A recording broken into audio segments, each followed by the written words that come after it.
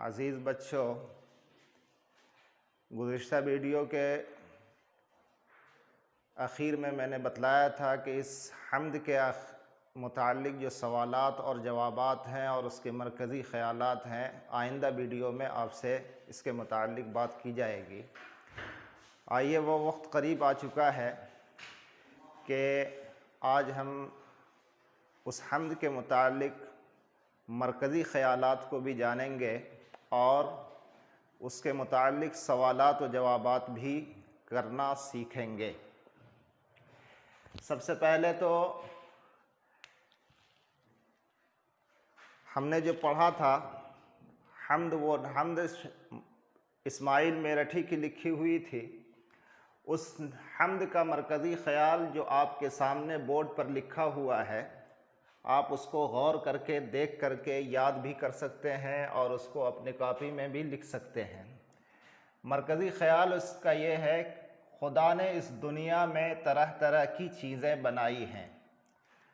ہم اس دنیا کے اندر جب غور و فکر کرتے ہیں، دنیا کی تمام مخلوقات کے اوپر جب نظریں دوڑاتے ہیں تو ہمیں اندازہ ہوتا ہے کہ اللہ نے دنیا کے اندر کیسی کیسی مخلوق پیدا کی ہے۔ چھوٹی سی مخلوق چیونٹی سے لے کر کے بڑے بڑے پہاڑ اور اونچے اونچے درخت اور بڑے بڑے بہتے سمندر اور ٹھاٹھیں مارتے ہوئے سمندر، یہ ساری کی ساری اللہ کی مخلوق ہیں، اللہ کی پیدا کی ہوئی ہیں اور اللہ کے قبضہ قدرت میں۔ جب جس کے ذریعے سے اللہ چاہے اس کا استعمال کر لے اور اس کے ذریعے سے دنیا کے اندر بھوچال پیدا کر دے۔ آپ نے سنا ہوگا کہ چیونٹی ایک بہت ہی نازک اور چھوٹی سی چیز ہے، لیکن ہاتھی بہت بڑا جسامت والا جانور ہوتا ہے، اس کے اندر مضبوطی پائی جاتی ہے اور وہ بہت ہی بڑا جانور ہوتا ہے، لیکن ایک چیونٹی کے ذریعے سے ہاتھی کو ہلاک کر دیا جاتا ہے۔ قرآن کریم میں سورہ فیل میں ایک واقعہ بیان کیا گیا ہے جس کو اصحاب فیل کے نام سے جانتے ہیں۔ آپ نے پڑھا ہوگا یا آپ نے اساتذہ سے سنا ہوگا کہ اللہ کے رسول صلی اللہ علیہ وسلم کے اس دنیا میں پیدا ہونے سے پہلے مکہ مکرمہ میں جو بیت اللہ تھا، وہ بیت اللہ پوری دنیا کی نظروں میں، پورے عرب کی نظروں میں بہت ہی مبارک اور متبرک مقام مانا جاتا تھا اور لوگ اس کی زیارت کے لیے وہاں آیا کرتے تھے۔ لیکن اصحاب فیل کے ذریعے سے اس کے علاوہ ایک مقام ہے، تاریخ میں وہ مقام بتلایا گیا ہے کہ وہاں پر انہوں نے ایک گھر بنایا جس کے متعلق انہوں نے یہ اعلان کیا کہ اب لوگ مکہ مکرمہ بیت اللہ کی زیارت کے لیے نہ جا کر کے یہاں آئیں گے اور یہاں اس گھر کی زیارت کریں گے۔ لیکن اتفاق سے مکہ مکرمہ کے علاقے کے لوگ وہاں گئے ہوئے تھے تجارت کی غرض سے، اور وہاں پر جو ہے کوئی ایسی بات ہو گئی، کوئی کسی نے قضائے حاجت کر دیا اور اس کے بعد وہ بادشاہ جو ہے اپنی ہاتھیوں کی فوج لے کر کے مکہ کے اوپر حملہ آور ہوا۔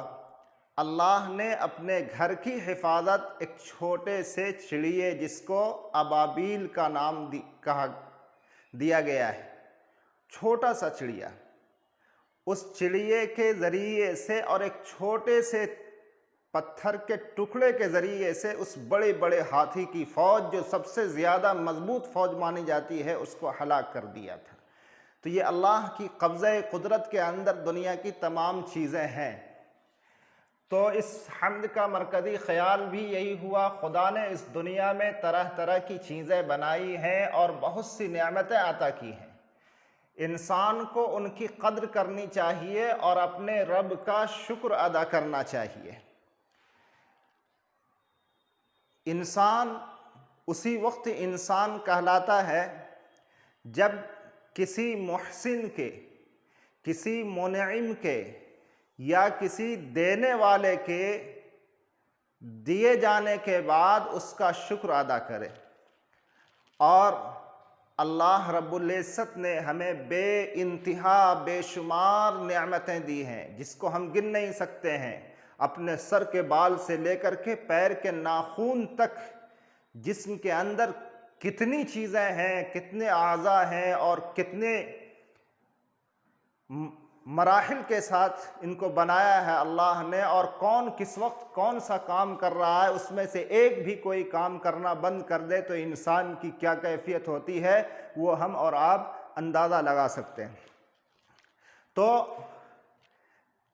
ان تمام نعمتوں کے اوپر اللہ نے جو ہمیں دی ہے اس کے اوپر ان کا شکر ادا کرنا چاہیے۔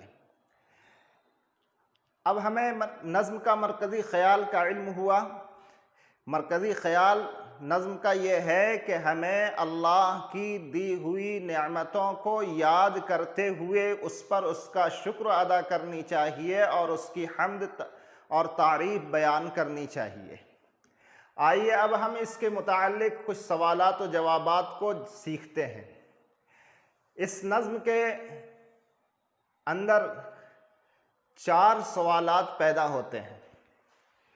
سب سے پہلا سوال جو آپ کے سامنے اسکرین پر ہے، سوال نمبر 1، شاعر نے بیل بوٹوں کو مٹی سے اگایا ہوا کیوں کہا ہے؟ شاعر نے کیا کہا؟ مٹی سے بیل بوٹوں کو اللہ نے اگایا ہے، یہ کیوں کہا؟ اس کا جواب یہ ہوگا کہ مٹی سے پیڑ پودے اگتے ہیں اور ان پر بیل بوٹے پھول اور پھل لگتے ہیں، اس لیے شاعر نے خدا کی قدرت کو ظاہر کرنے کے لیے کہا کہ مٹی سے خدا نے کس قدر خوشنما بیل بوٹے اگائے ہیں۔ جواب یہاں اسکرین پر میں نے لکھ دیا ہے۔ سوال نمبر 2، سورج کو چشمہ کیوں کہا گیا ہے؟ آپ نے الفاظ کے معنی کے اندر پڑھا ہے کہ چشمہ زمین سے پھوٹ کر کے جو پانی نکلتا ہے اس جگہ کو چشمہ کہا جاتا ہے۔ بعین ہی اسی طریقے سے سورج جب مشرق سے نکلتا ہے اور مغرب میں ڈوبتا ہے تو اس وقت اس سے شعاعیں پھوٹتی ہیں، روشنیاں اور حرارت اس سے نکلتی ہیں اور وہ پوری دنیا کے اندر پھیل جاتی ہیں۔ اسی وجہ سے اس کو چشمہ کہا گیا ہے۔ سورج کو چشمہ کیوں کہا گیا؟ اس لیے کہ سورج جب نکلتا ہے تو اس سے شعاعیں اور حرارت نکلتی ہیں اور وہ پوری دنیا کے اندر پھیلتی ہیں، اس لیے اس کو چشمہ سے تشبیہ دی گئی ہے۔ اس کا جواب بھی آپ کے سامنے اسکرین پر موجود ہے۔ سوال نمبر 3، چڑیا خدا کی تسبیح کیسے کرتی ہے؟ آپ نے چڑیوں کو پیڑ پودوں کے اوپر اچھلتے ہوئے کودتے ہوئے ایک ڈالی سے دوسری ڈالی پر، دوسرے سے تیسرے کے اوپر جاتے ہوئے پھدکتے ہوئے دیکھا ہے، اور سب چڑیا اپنے اپنے اعتبار سے الگ الگ آواز پیدا کرتی ہے، الگ چہچہاہٹ اس کے اندر پائی جاتی ہے۔ یہ جتنی بھی آوازیں ہوتی ہیں، ان کا اچھلنا، کودنا، آوازیں پیدا کرنا، یہ ساری کی ساری کیفیت جو ہے وہ اللہ کی حمد اور تعریف بیان کرتی ہے۔ وہ بھی یہاں پر بیان کیا لکھ دیا گیا ہے۔ سوال نمبر 4 اور آخری سوال، جو حمد آپ نے پڑھا ہے اس حمد کے آخری اشعار، آخری شعر میں کارخانے سے کیا مراد ہے؟ آخری شعر میں کارخانے سے کیا مراد ہے؟ مراد اس سے دنیا ہے۔ کارخانہ کے معنی آپ نے پڑھا ہے کام کرنے کا گھر، کام کرنے کی جگہ، اور دنیا کے اندر ہی ہم رہ کر کے کام کرتے ہیں، عمل کرتے ہیں، چاہے وہ اپنی ضروریات کو پوری کرنے کے لیے ہو یا کسی دوسرے کی ضروریات کو پوری کرنے کے لیے ہو، یہ اسی دنیا کے اندر کرتے ہیں، اور جب اس دنیا سے آگے جانے کا موقع آتا ہے، مرحلہ آتا ہے، تو اس وقت یہ سارے سلسلے بند ہو جاتے ہیں۔ اس لیے کارخانے سے مراد یہ دنیا ہے جس میں ہم اور آپ موجود ہیں۔ اب اس نظم کے اخیر میں ایک کام ہے جس کو کہا گیا ہے، عملی کام کا عنوان دیا گیا ہے۔ اس نظم کی روشنی میں نیچے دیے گئے مصرعے پر 5 جملے لکھیں۔ مصرعہ کیا ہے؟ تعریف اس خدا کی جس نے جہاں بنایا، تعریف اس خدا کی جس نے جہاں بنایا۔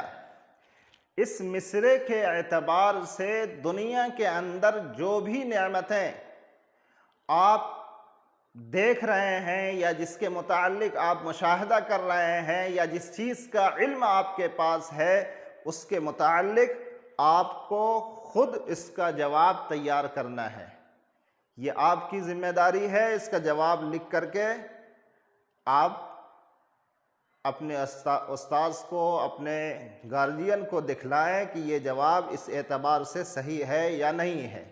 اور اگر آپ اسکول آتے ہیں تو اسکول میں اپنے ٹیچر سے دکھلائیں گے۔ واللہ اعلم بالصواب۔ السلام علیکم ورحمۃ اللہ وبرکاتہ۔